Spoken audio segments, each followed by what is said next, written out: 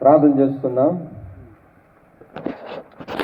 దేవుడు తన మహాకృపను బట్టి గోపవరం ప్రాంతంలో ఒక గొప్ప మందిరాన్ని దేవుడు గ్రామ ప్రజలకు అనుగ్రహించినందుకై మన తెలుగురాజు బిషప్ ద్వారా ఎంతో ప్రయాసముతో ఇంత దూరం నుంచి వచ్చి ఈ గ్రామ ప్రజలను దేవుడు ప్రేమించేటువంటి మార్గాన్ని బట్టి భారముతో మన మధ్యకు వస్తున్నారు.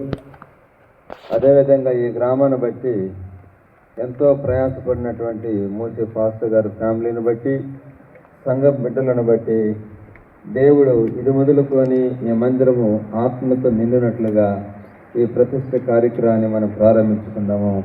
ఒకసారి మనం అందరం దేవునికి స్తోత్రం చెబుదాం. స్తోత్రం స్తోత్రం స్తోత్రం స్తోత్రం.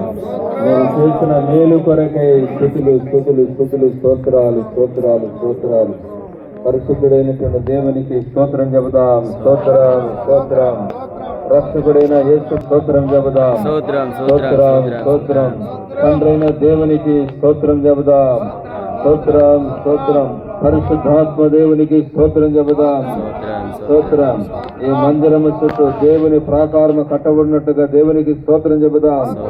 దేవుని కనుదృష్టి దేవుని మరి ఆలోచన అంతా కూడా ఇక్కడ తనకొస్తున్న బిడలకి ఆయన తెలియజేయనట్లుగా తన కృపాద్వారముల తెరమని దేవునికి స్తోత్రం చెబుదాం. హల్లెలూయా హల్లెలూయా హల్లెలూయా. ఈ స్థలమును యేసు రక్తమును ప్రోక్షించి దేవుడు పరిశుద్ధపరచినట్టుగా దేవునికి స్తోత్రం చెబుదాం. స్తోత్రం.